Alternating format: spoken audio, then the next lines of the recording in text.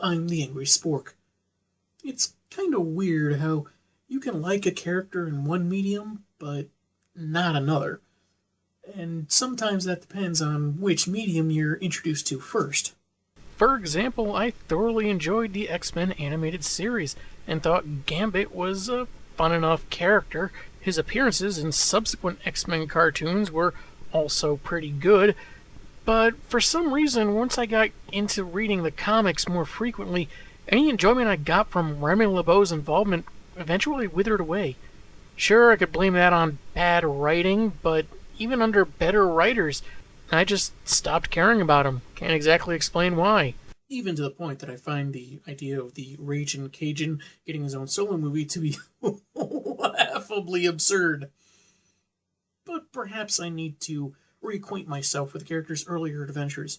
In that spirit, we start taking issue with the 4-part miniseries from 1993, written by Howard Mackie, with art by Lee Weeks, Klaus Janson, and Steve Buccellato. Let's open up Gambit number 1 and see if this story makes us want to turn the page or turn our heads. I guarantee! Where'd that come from?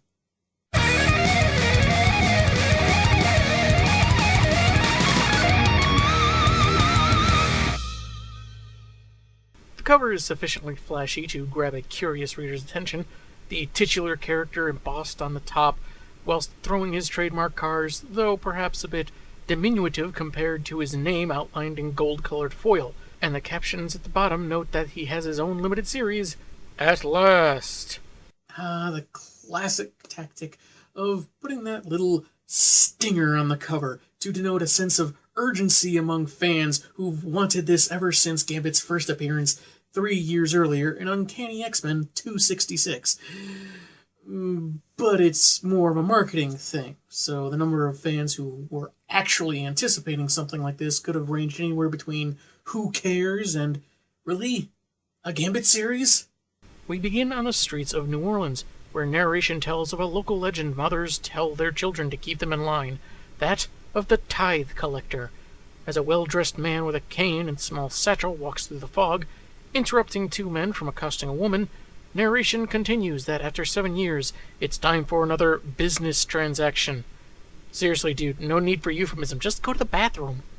The two men figure the dapper-looking chap must be said collector, and knowing it would be fatal to interfere with his tithing, they decide that guild business is imminent, and they'd best stay off the streets until it's settled. That's when a lithe figure in black garb grabs them from behind, and the men are quickly lying in pools of beef gravy? What? Anyway, the killer, his claws capped with blood, says out loud this is the way of the Assassin's Guild, who will receive the tithe collector's gift once all the Thieves Guild families are dead. Wow. Underworld's secret Santa pools are brutal. We jump to the Xavier School's danger room, where Gambit and Rogue are being pushed to their furthest limits of their mutant skills. This apparently results in Rogue being restrained by tendrils in a provocative pose I have far too much class to go blue over. Not even X-Men blue. Hey, that joke is more layered than you think. Though she says she doesn't need or want his help, Gambit throws explosive cards at what look like two metal apparatuses about to smash her. He flirts about being open to a thank you candlelit dinner, but she tells him to watch his mouth and his own back. A mysterious figure waits outside, narration telling us, for the right time to infiltrate the mansion, and how a team of superpowered people would be unable to stop him even if they knew of his presence. Well, a lot of confidence you seem to have there for the Children of the Atom, narrator.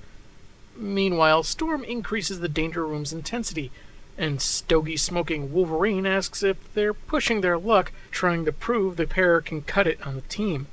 He finds it cold, but Ororo finds it necessary. As a team leader, it makes sense that Storm will want to test out her cohorts, but personally I find it a little weird that Wolverine, who is more gruff and somewhat cold at this point than he has been in recent years, is expressing concern over unresolved romantic statuses.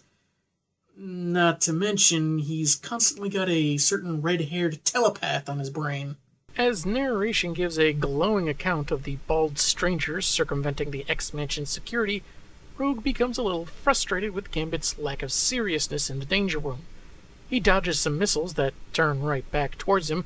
Wolvie prevents Aurora from shutting down the exercise, since these are the kind of combat conditions she wanted to test them in. And maybe he just wants to see him explode. Only after Rogue pushes her teammate to safety does the sequence end, and the two are briefly on the ground, with Remy in the enviable embrace of the Southern powerhouse, but he somehow knows they have company and takes off. An irritated Rogue strikes the ground, I guess not aware she can do better, vampire skin or no, while Remy manages to sneak up on the previously undetected intruder, threatening him with a charged card, though his tune changes once he recognizes his brother from the Thieves Guild, Henri. The other three X-Men arrive, wanting to know how their unexpected guest managed to get by their electronic defenses and two resident telepaths, but LeBeau simply gives the lame excuse of how everyone has their secrets. I want to know why your glowing green rock can sap my powers and kill me. Now, Superman, we all have our secrets. Okay, fair enough. Also note the not-so-subtle butt shot of Rogue. Not the classiest maneuver, but in the 90s there was way worse. Anyway, Henri mentions that it's tithing time, and ever since Remy's last trip to his hometown, peace between the guilds is fractured, namely by Julian, Gambit's brother-in-law, whom he saw die. But not all things are as they seem, as they say. For example, Henri himself used to be alive until he takes an arrow to the chest. His dying words are for his guild brother to return home, use his knowledge of their assassin rivals against them. Even though he believes this knowledge died with his wife Belladonna, Remy agrees to take Henri home. Wolvie catches the scent of two people heading to Salem Center, but Gambit stops him from giving pursuit. This is family business and he needs to do it alone. The Knucklehead seems to agree, as he stops Rogue from joining in the chase, as it's a blood debt, and he pities those on the receiving end. What's the worst Remy can do? Show them that ludicrous fight scene between you two in X-Men Origins Wolverine? On the other hand, that would be very, very cruel. In a chamber below the streets of New Orleans, the Thieves' High Council is preparing for a ceremony for the tithe collector of their benefactress, with all their families arriving with tributes in exchange for the elixir. Jean-Luc recommends that Remy be allowed to partake this year, but is met with some opposition for the mutant's brashness and not technically being among them. There's even doubt that he's gonna show up at all. That's when we jump to Paris and a woman named Kendra, an external gifted with long life. She's joined on the balcony by a man named Gideon, confirming things are going as planned as usual, but she wouldn't mind a little excitement. Shake things up in their longer-than-average existence. And we jump back to Salem Center, where Gambit continues his hunt of his brother's killers, not ready to die until he gets answers for the destruction of the peace he sacrificed much to uphold. After throwing a charged stick, the assassins take refuge inside a nearby building, its heavy-duty lock being less of a challenge to someone who can detonate a toothpick inside. Now that's just too easy. I had to work and train to be good as I am at picking locks. In Skyrim. That counts, right? Look at Gambit here. Those black eyes dotted with red and that crazy freaking hair. It's amazing this didn't give me more nightmares as a kid. Anyway, we make a brief stop back at the X Mansion, where Rogue confesses that she loves Gambit, and after Logan reiterates that the Cajun has to go on this mission solo, she should stay by him when it's finished. Best not to wait for the perfect conditions when they rarely ever occur for mutants. Back to LeBeau. He's lurking through the warehouse, taunting his targets until they try a sneak attack and reveal there are several more of them. After a card pun and an explosive volley, the X-Man declares how he wants them to see the hits coming, like Henri never did. An applause from the shadows reveals the dark figure from earlier in the issue, saying the mutant still fights more like an assassin. Gambit recognizes the voice as the aforementioned Julian, and however he came back, their dialogue suggests he died in a duel with Remy, and the latter isn't interested in repeating history, knocking a foil from the figure's hand and sweeping his face mask with it. Less than giddy about possibly losing his honor, again, Julian lunges at LeBeau, only to get impaled, but he assures that he ain't dying anytime soon. The assassins take their leave via portal they somehow have, I'm not sure, it's not explained, with Julian's departing words expositing that after years of assassins having the power and thieves having the life, the killers intend to have both. He also mentions having kept the Belladonna alive, and Gambit should stay out of the Big Easy, lest he die with the rest of his clan. In-laws, am I right, folks? Seriously, am I right? Remy's returned to the mansion and told Rogue, Wolverine, Storm, and now Professor Xavier that Belladonna is alive, which they all find hard to believe since they saw her die in X-Men number 8. And since they're in a comic, saying because comics won't be much of an explanation. He says that he's headed for the Big Easy for answers, and Logan offers to join him, even though he twice reminded Rogue how this is a family matter and Remy has to handle it alone. But then that was before things escalated into resurrections and tithings and so forth, so maybe that was his thought process. Chuck says the X-Men are his family too and doesn't like the idea of a solo expedition, so Rogue says she's going along. Gambit says no at first, but hey, what's he gonna do against a woman that can fly through brick like it was tissue? The Cajun acquiesces, though noting he fully intends to see if his wife is alive, and that Rogue may not like what she learns about him. The issue closes on a dark street, walked by the tithe collector, with narration repeating the warning to small children of the impending tithing time. Well, some Comics Code-friendly gravy blood aside, this was a decent start to the series. We have a mystery for the main character to solve, a tragedy to drive him, and a shadowy past that may affect how the other X-Men view him when it comes to light.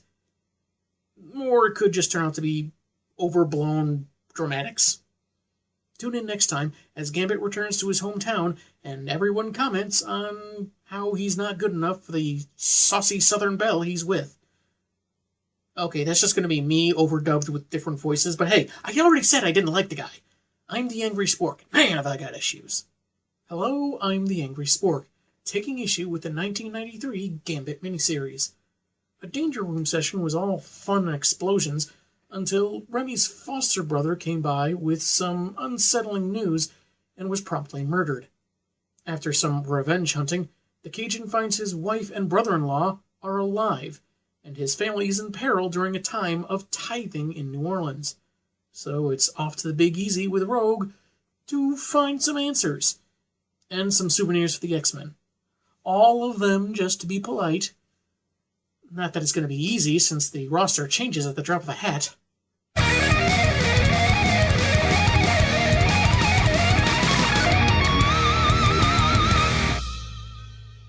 This issue's cover shines a spotlight on Gambit, his trench coat wrapped around an otherwise unclothed blonde woman, as he screams in sorrow? Maybe he's sitting on his keys? I can't really tell. And did he use his powers to kinetically charge his hair? I'm not sure why he would do it unless it was an accident while combing his hair, but it's the only thing I can think of to explain that funky aura. Anyway, playing cards rained down, some with images of characters we saw in issue 1, like Julian, some random assassin, and the tithe collector. Oh, but no cards with Rogue's face on them? Some would-be boyfriend. Told you he wasn't good enough for her. LeBeau infiltrates a house on the outskirts of the Big Easy, gaining access with a playing card? How weak are the locks if they can be bypassed by a slightly thicker than average piece of paper? Speaking of, Gambit's narration captions have slightly rounded corners resembling his trademark cards, so it's a neat little gimmick there. Though even he agrees, security here stinks and apparently always has, since he's been sneaking in just like this since he was a kid. As he skulks around, he notices how deathly quiet it is, unlike when a certain someone was alive. He enters a bedroom and finds the woman that had kept him around for so long, but was also the reason he had to leave. His wife, Belladonna, whose name he bellows after wrapping her in his coat even though she was already covered in a bedsheet. That seemed unnecessary. And weirder still is that it doesn't appear this woman has any clothes on underneath those bed sheets that just suddenly disappear on the following splash page, so it kind of looks like Gambit took it off her just before putting his coat over her after breaking into her house and screaming right next to her. I'm not gonna lie, it feels just a smidge creepy. I know they're married, but still. Creepy or not, Remy is still trying to process how Bella's alive when he suddenly sends some kinetically charged cards at some encroaching assassins. He starts going melee on them, declaring how they always talked a big game about killing the young thief, even when an assassin woman wanted to marry him, and that's when his father-in-law Marius steps in. He wants a duel of honor since Gambit and his fellow X-Men took his 2 children, but the Cajun card chucker isn't very receptive to the idea, until Marius starts spouting off about not really being one of the Thieves Guild, going so far as to imply he might have been stolen as a baby. And just look at his face here. Scare everybody else with those crazy eyes, but you don't scare me. Crazy eyes? As swords clash, LeBeau reveals he came to New Orleans after the death of his brother Henri at the hands of Marius' not-dead son, Julien. The assassin leader, his blade charged with energy, says that's not his son, but a treacherous abomination that must be destroyed. That's nice and all, but Gambit's had enough of this, so he ends the duel by charging the pendant hanging from Marius' neck, causing a non-lethal detonation that knocks him back. Though I imagine the shockwave alone would have completely destroyed his eardrums. You do not want tinnitus. Even with a charged card at his neck, Marius tells his subordinates to kill the mutant, only for Rogue to swoop in for a rescue, tossing some of the killers out the window she just flew through. And it's just so charming the way she tells them goodbye in the process.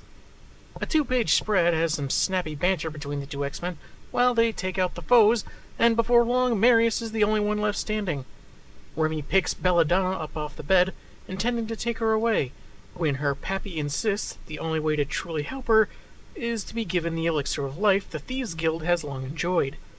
Gambit brushes it off for Rogue as an old wives' tale, but the assassin leader presses the issue. What? You don't want your mutant girlfriend to hear the truth, Remy? Well, I wouldn't say girlfriend per se, but there's been flirtation that borders on harassment. Nothing official, though. Not that I wouldn't jump at the chance. Well, I'm off with the wife I love so much. A mere taste of the elixir would be enough to save Belladonna, and Marius accuses LeBeau of cherishing his guild secrets about the woman he promised to love in sickness and in health. As the 2 X-Men take off, Rogue offering to take Donna for the long journey, Julien watches them before entering the house and killing the remaining assassins to have a word in private with his dad. Narration points out his brutal efficiency, though lacking in the kind of honor his former family prefers to uphold. Marius restates that he doesn't consider the scrawny Venom cosplayer as his son, and demands a swift death. Enraged that Gambit was allowed to leave with Belladonna, Julien says he's had a taste of both the power and life elixirs, previously kept 1 per guild, and now he wants it all. The elixir and Belladonna will be mine. Phrasing?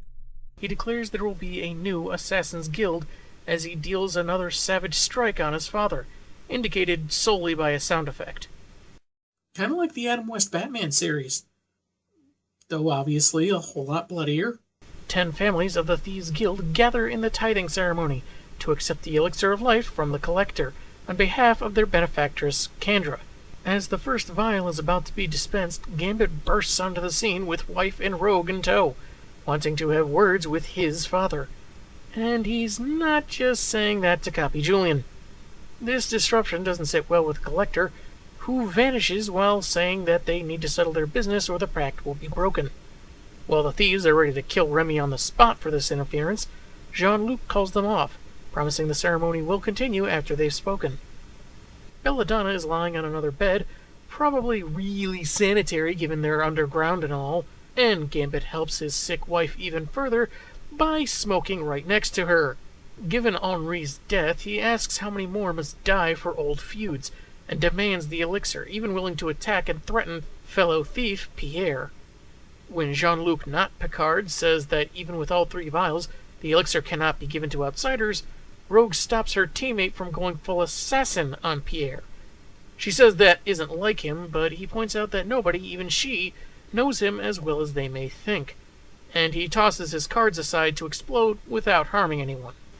He's got a point. You didn't know his wife was alive. Sure, he didn't know that either, but I don't see how that's relevant. Gambit picks up his wife and leaves with her and Rogue, telling his father that he and the guild are so wrapped up in the old ways, They don't truly live, and he'll save his wife on his own if he must. Meanwhile, the tithe collector is minding his own business, walking the streets shrouded in a cloak of fear, when assassins attack him for his vials. He fights back, but Julian slashes at him and takes a vial from his bag. We see Pierre, the thief Gambit attacked earlier, apparently working with Julian so both guilds can take whatever they want from whomever they want. The collector takes his satchel and declares the pact is over as he vanishes yet again. But Julian, clever little psycho that he is, has it all figured out. He'll head to Paris for the third vial, while Pierre takes the first his guild already has, grabbing Pierre by his shirt and vowing he will have the powers and the long life to give to the assassins. Yeah, that's nice and all, but you're totally going to share that with your hated enemies in the Thieves Guild, right? Even though you seem pretty focused on your own people, you're not planning some obvious betrayal, right? Right? I'm going to take your silence as a yes. I totally trust you. Placing Belladonna in her third bed this issue, Remy tells Rogue how he grew up on the streets, never knowing his parents and stealing to survive. If he starts talking about having a monkey sidekick and breaking into song, he'll officially be ripping off Disney's Aladdin. Though now he can actually get away with it. Eventually, one of the pockets he picked belonged to Jean-Luc LeBeau, the man who was so impressed he raised the kid as his own, becoming the only family Remy ever knew. He says Rogue doesn't have to stand guard over Bella, but she's happy to keep her safe for Gambit's sake, because the X-Men are his family as well. And the woman with super strength seems like a good fit for a bodyguard should either guild show up. Before he leaves, LeBeau says the house they're staying in is one he bought years back, in the event he ever decided to settle down and raise a family, but now finds that particular dream somewhat laughable. Although building the equity is a nice bonus too, no? The final page jumps between three locations. First, Rogue pondering if Donna is the true focus of Gambit's dreams, then Remy himself returning to a surprisingly alive but very injured Marius, ready to save his wife even if it means betraying his guild, and finally Paris, where the tithe collector's gravy blood has spilled onto Cantra's penthouse floor. Gideon says he has his own business to attend to, possibly getting the proper colored dye for his ponytail, and she says things will be resolved as planned. And so this issue concludes. The ambiguousness of Gambit's past works in favor of the extremes he'll go to save his wife's life, but they have not yet focused on his conflicted feelings between Belladonna and Rogue. Julian is screwing things up for everyone, while the Thieves Guild has a traitor to worry about. Just not the one they thought. Does Gambit betray his family? Is the tithe collector done for? How bored does Rogue get babysitting a coma patient? All these questions, or fewer, answered next time. Maybe. Or not. I'm the Angry Spork, and man, have I got issues. I am father to you no longer, killer! It's weird that he seems to use that as a pejorative since, they're in the Assassin's Guild. Hello, I'm the Angry Spork, taking issue with the Gambit miniseries. The only thing better than smoking around an unwell coma patient is moving her around from place to place over the course of one night. At least that seems to be Gambit's feelings as he retrieves his surprisingly alive wife Belladonna from her family home, then interrupts the Thieves Guild's tithing ceremony for help he doesn't get, before finally leaving her under Rogue's care in a house he's owned for several years. Meanwhile, the resurrected Julian apparently joined forces with the thief Pierre to attack the tithe collector for the elixirs of power and life, only getting the second of the three vials, and for the mysterious collector to bleed his way to the door of the external Kandra.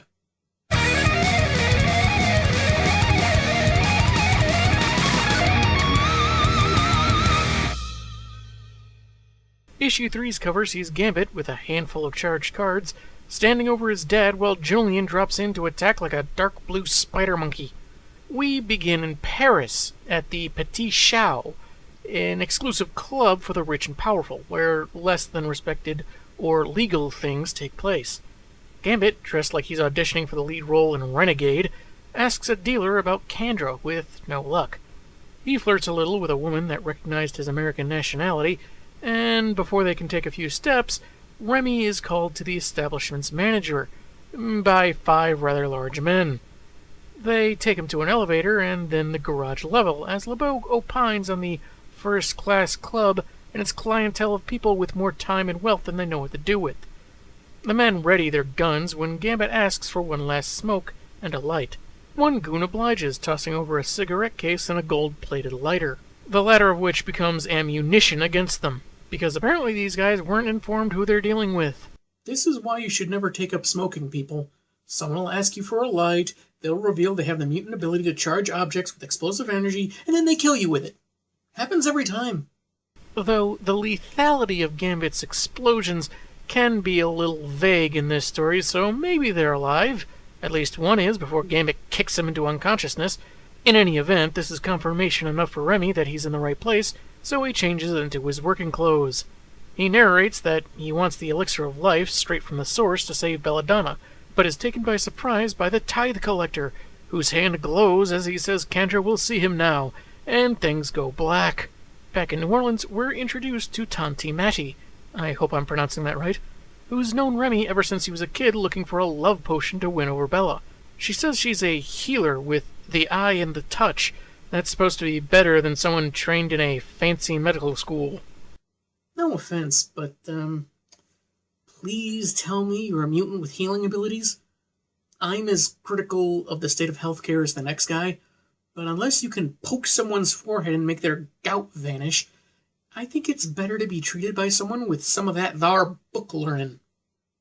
Anyway, Mattie does what Wolverine did in issue 1, state how obvious it is that Rogue's in love with Gambit. You know, just in case someone forgot about the whole dynamic between Gambit and Rogue, or forgot what happened in issue 1, or just didn't buy issue 1 at all and decided to start with number 2 of a 4-issue series. What she does differently, however, is point out the sad irony that Rogue is watching over the wife of the man she loves, but she says the Lord doesn't give us any heavier a burden than we can carry. She leaves, saying that she'll be stopping by daily and whenever needed, but between her healing and the magic used by Donna's father, Marius, she is slowly slipping away. Left alone again with the unconscious woman, Rogue ponders if she's dreaming of Remy, and just how easy it'd be for her to absorb a peek at those dreams. If she do it, she get a whoopin'. It's there we return to Paris, where Gambit is waking up in a rather lavish bedroom, thinking he's all alone until the tithe collector tosses him across the room, recapping the attack he suffered the previous night/issue, thinking Gambit was somehow partly responsible. LeBeau doesn't even know what he's talking about, not that he much cares, preferring to chuck a charged picture frame at the collector while narration explains his whole deal of change objects' potential energy into interkinetic energy, then make go boom. Or in this case, fwakoom. Their tussle is interrupted by Kendra, whose fashion sense looks like it's ripped off of both the White Queen and the Scarlet Witch. There seems to be some history between her and Remy, though not one that involved introductions or real names, and they start making out, leaving Gambit to drop some cards that lose their charge as they fall. Juxtaposed to this is Rogue's bare hand inching ever closer to Belladonna's forehead, but thinking better of it before contact, and that she hasn't the right to do what she'd intended. She apologizes, only for Belle to grab her wrist in a sudden involuntary reflux, flooding Rogue's mind with memories. She do it. Sorta. Back to Paris, where Kendra uses her telekinesis to hit the ceiling with Gambit, as they ambiguously remark about their past together. Cajun charm won't work on her from someone with loyalties only to himself, and she presents Remy with what he wants, the elixir of life, then promptly drops it down her bustier. She says that they could make an arrangement, but first explains that centuries ago she established the rival guilds of thieves and assassins to work for her, while keeping each other in check. Though she's long reaped the benefits of both clans' work, she now wants to shake things up, make way for a new organization, as Jean-Luc LeBeau is dropped to the floor face first, hands tied behind him. Out with the old, in with the new, I always say. Yeah, but even though you look young and hot, aren't you technically still kind of... Don't say it! Old?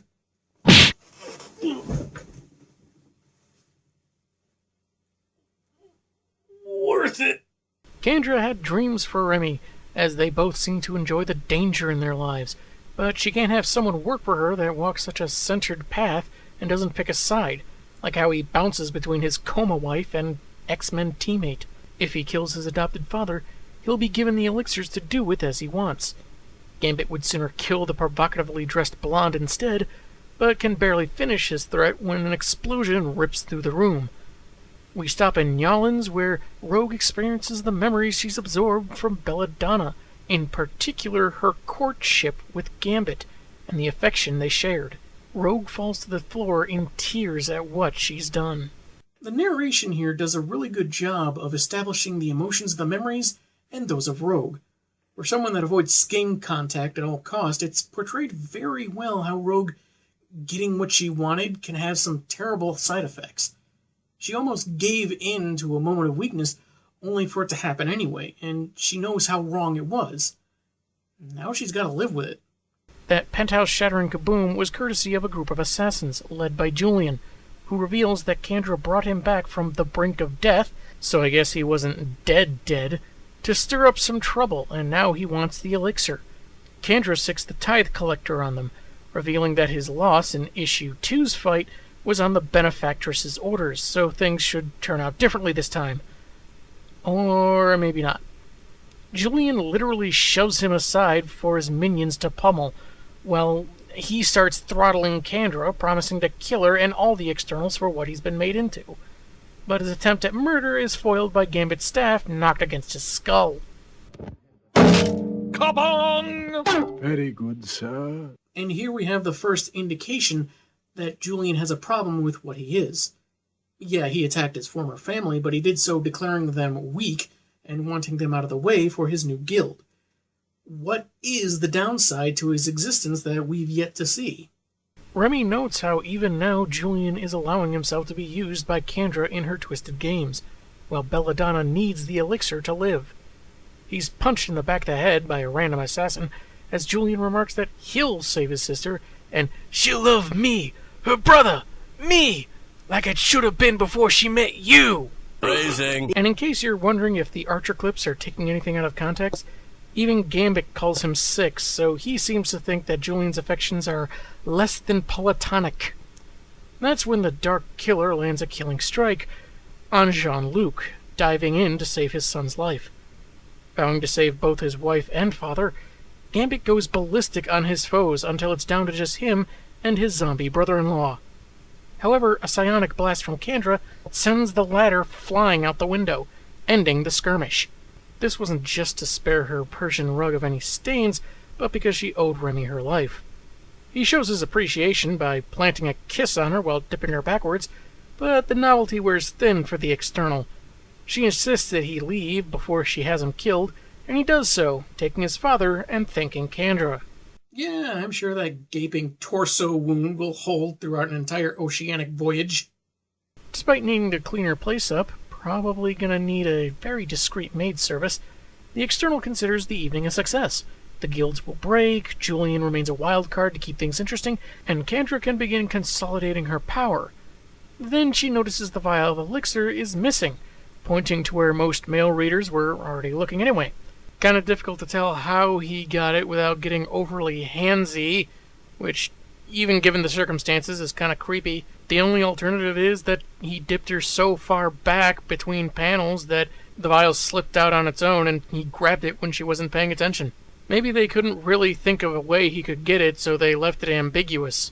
Angry at being charmed, she goes full Capone and orders Gambit and those he loves dead. I want Remy dead! I want his family dead! I want his rustic Louisiana house burned to the ground! Tune in next week for the final chapter in the miniseries to see who lives, who dies, and if Gambit is a more interesting character than I've given him credit for. I kinda doubt it. I'm the Angry Spork, and man, have I got issues. Hello, I'm the Angry Spork, taking issue with the final installment of the Gambit Limited series. The titular thief has left his wife Belladonna in the care of Rogue, whose curiosity tempted her to absorb the woman's memories, but she chose not to. Only for Donna to have a sudden case of arm grabby, and the deed was done anyway. Meanwhile, Gambit traveled to Paris to see the external called Kendra, who's revealed to have controlled the feuding assassin and thieves guild for centuries. After a fight with Julian and his goons nearly cost the life of Remy's adopted father, he leaves with the elixir of life he sought. But since Kendra hid it in her cleavage, his theft doesn't go unnoticed very long, and she's less than ecstatic.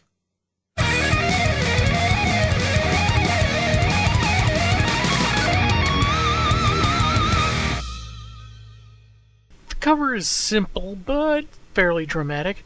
Gambit charging 2 hands full of cards with the energy so intense it seems to separate his head from his body. Kinda looks like he's doing an impression of Ghost Rider. As the issue begins, he's doing his best Daredevil impression perched upon a church, musing about how long it's been since he's been inside, and wondering if committing certain sins to save his wife can be considered sins at all. But this isn't just any church, it's The Church of the Lost Thieves. With a name like that, I somehow get the feeling they don't bother with a collection basket. Within the church, Julian waits for Pierre, expositing out loud how he needs his Thieves Guild vial in addition to the one he stole from the tithe collector. And the last one he'll get from Gambit after he kills him. Though it doesn't explain how he even knows Remy successfully got it from Kendra. He was busy being tossed out a window, remember? Anyway, said mutant distracts Julian with a card and takes the vial, explaining Pierre was caught stealing the thieves' vial, and the rest of the guild was none too pleased at this backstabbery that we don't get to see.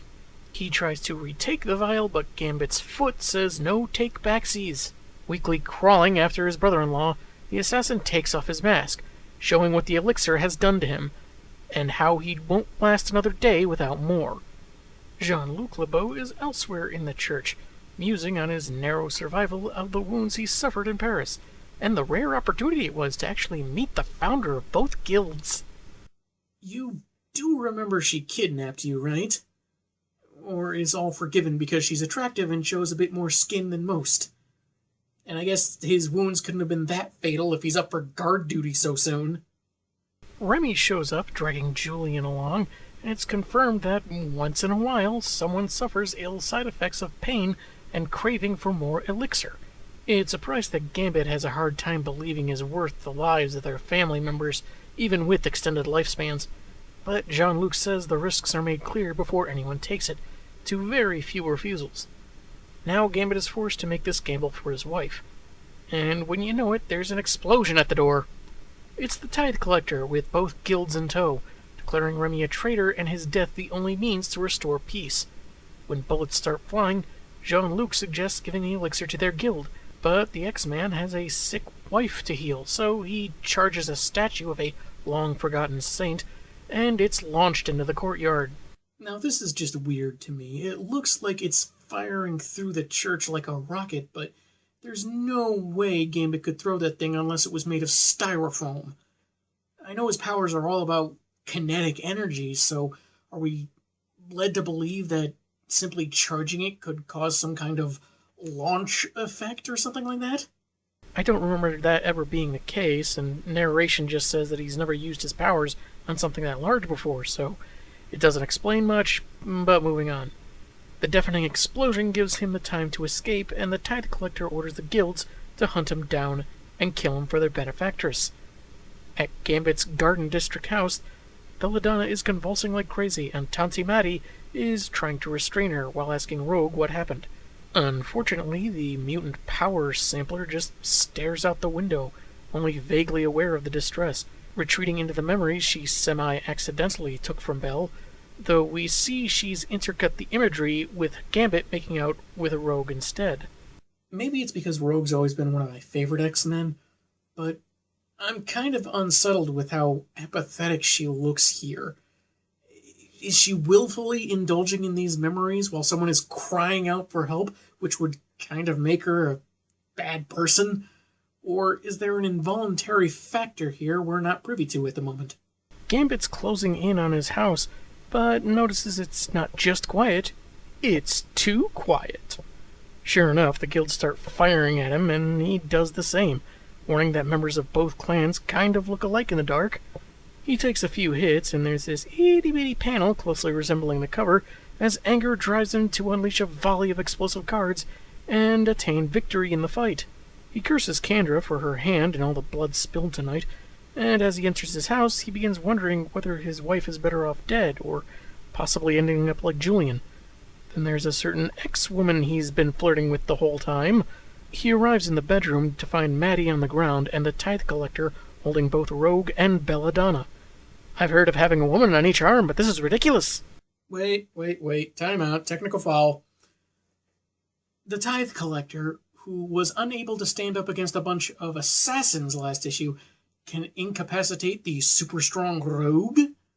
I know he lost that first fight in issue 2 because Kendra ordered it so, but did she later just order him to be stronger than Rogue now? Because Kendra wants Gambit to suffer intensely, the collector does something to Rogue and Belle, using some kind of energy that is presumably going to be fatal for both of them. Fresh out of cards to throw, Remy grasps the collector's coat, not to grovel, but to use his powers on it. Seems that in between panels, Tidy McBalderson let go of Rogue and Bella just before realizing what Gambit was doing and being kicked out a window. The pact is broken. Kendra would never have honored it again. Well, did you try saying you were sorry? You never know, she could be surprisingly forgiving. LeBeau returns his wife to the bed and starts mixing the elixir, Rogue trying to explain what happened while he was gone and confessing her love for Remy. But given the font size, she's clearly speaking too softly, and Gambit's a bit too busy trying to mix an elixir he's never dealt with before, and is basically guessing his way through trying to save his betrothed's life. Whatever his teammate has to say can wait. And that's when a foil-wielding Julian crashes in. Man, these people really like their swords. See, Rogue? He has so much trouble just listening. He's not right for you. You gotta move on. That and the whole married thing. Julian stabs Gambit right through his mixing hand, shattering the vial and spilling the elixir, right next to Belladonna. Missed it by that much. Gambit's officially had enough, knocks the sword free from his foe, pulling it from his palm, and intent on killing his in-law for good this time. But as he has the sword charged at Julian's neck, he decides otherwise, since it won't help anyone, least of all Belle. Rogue, who was previously just chilling in the background, warns Gambit of the assassin's impending attack, but he's felled by, 11 arrows shot by his father. He would have shot a full dozen, but he didn't want to be excessive. Though Marius thanks Remy for everything he did to save his daughter, Gambit is prepared for either guild to just finally finish him off. That's when Kendra shows up, looking a lot more salacious than in issue 3. Before it looked like she had some kind of mesh thing going on below her torso, but now it's just straight up, full-on 90s era female character design.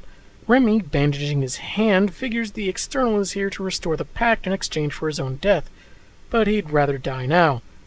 Is that why Rogue is getting all weepy in the background? He pulls off Julian's mask to emphasize their future, and he for one would rather die on his own whim, rather than stealing for another's gain. Kendra does as Gambit expected, but with a twist. If the assassins kill him and all the thieves, they get both power and life from a renewed contract. But Marius has already lost both his kids to the old ways, and won't lose his guild, his last remaining family, for the sake of so-called gifts that only offer death and despair. Kendra seems to take this pretty well, actually, mostly just flirting with Gambit over what could have been, and disappearing in a flash of light. Jean-Luc tells his son that, for better or worse, he'll be remembered as the cause of the death of the old ways. And however future generations view him, it's better for the current fragile peace if Remy never returned to New Orleans or the Guild. I love you, my son. Okay, bye, love ya, never return under any circumstances, bye! Marius is ready to take his daughter home, but Gambit stops him, having noticed some of the elixir spilled on the bed. He says Julian stabbed him and it landed on his blanket. I think that's supposed to be this blanket. But we saw it spill on the pillowcase, but whatever. He tears up the bedsheet and seems to lean in for a kiss while praying to the saints that what he's about to do actually works. That sounds pretty generalized. I pray to the saints. Looks like someone's too embarrassed to admit that he forgot which saint he's supposed to ask a favor for here. I know, right? Until now, this was the only way to get elixir from a bedsheet. You mean there's a better way? Yeah, I just couldn't resist using that reference. Anyway, he squeezes the last of the elixir, apparently tinged with his own blood, from the sheet as it drops into Bella's mouth. Sure enough, she springs back to life.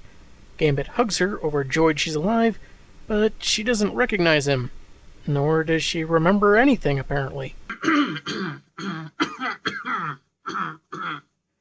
Though taken aback at first, Remy eventually says he's just a friend that's been worried about her, and that the other gentleman is her dad.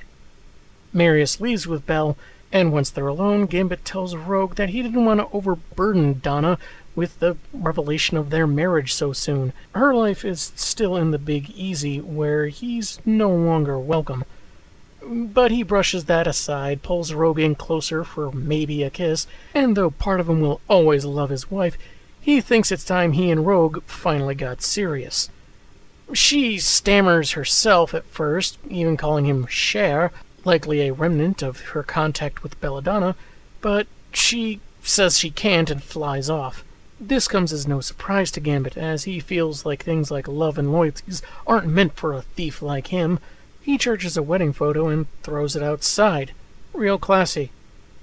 The comic closes with narration describing a new legend for Creole mothers to frighten bad children with, of a handsome thief that throws lightning, steals girls' hearts, searches for love he can never have, and is traitor to all.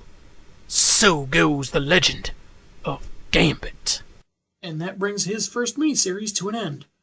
My verdict? It's not great, but is by no means bad. So I guess it's lukewarm. The art is consistently good and fits the tone of the focal character, not unlike Sabretooth Death Hunt, which I reviewed in the end of the first season. Though this story has the advantage of being able to discern characters clearly from the background. Admittedly, there were times where it did succumb to the male gaze or something similar to it. I didn't find it distracting so much as typical for the era, though it was weird that Kendra, who dresses pretty provocatively, can point to her cleavage quite clearly, yet some of the blood had to be shaded brown as if it was gravy. The story was told pretty well, with only a few problems that, quite frankly, didn't affect it too much. The drama of Marius and Jean-Luc's injuries resulted in them somehow surviving, almost like nothing happened. The Tithe Collector's powers were pretty vague and inconsistent to almost be convenient. He loses one fight, apparently under orders, then gets molly-stomped in another fight where he's trying to go all out. But for the sake of Gambit's choice, he manages to subdue Rogue. Rogue, who has all that super strength. It's not even made clear what his glowy powers even do to its victims. There does seem to be something of a time-space issue, given that it takes 10 hours to get from New Orleans to Paris, so unless Gambit has a secret supersonic jet he's never told anyone about, he's spending practically an entire day on airplanes. And really, the legend of Gambit? Not only does that sound a little overly boastful, but narration given at the end hardly seems like a cautionary tale.